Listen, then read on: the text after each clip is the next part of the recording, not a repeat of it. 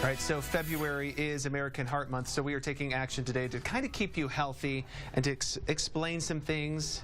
There's a lot of information out there, and this is Dr. Janice Johnston from the Arrowhead Health Centers. Thanks for joining us. You're welcome. So, okay, perfect age to start getting heart healthy.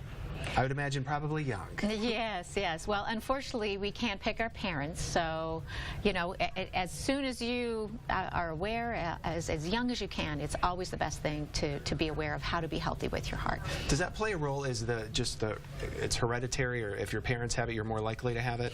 Yeah, that does play a big part for people. So if it runs in your family, you are definitely at risk. So if you have a first-degree relative, like a mother or father, who had a heart attack at a young age, that definitely puts you at high risk for later on during your life. We hear some of these cases, just even celebrities, where they had no idea and they just all of a sudden, you know, they pass away because of some heart condition.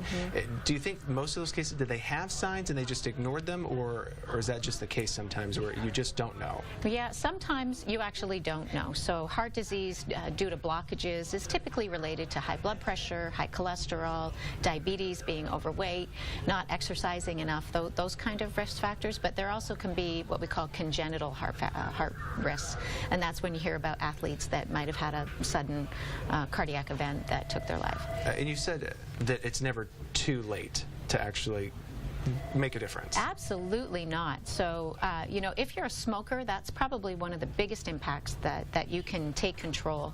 If you're a smoker, you're about 2 times at risk of developing heart disease.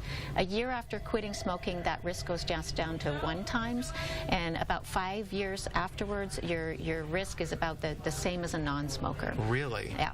So, I mean, that seems like a pretty quick recovery time. Yeah.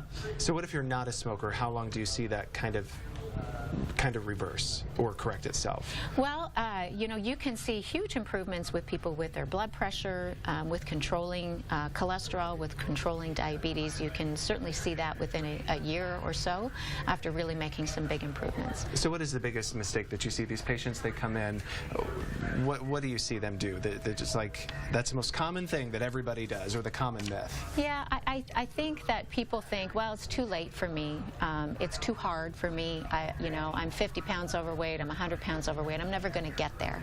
I think if you really try to focus on setting small, achievable goals that you can actually do, then you can see progress over time. And you don't get discouraged as easily. Exactly. Okay. All right. So February, again, it is American Heart Month.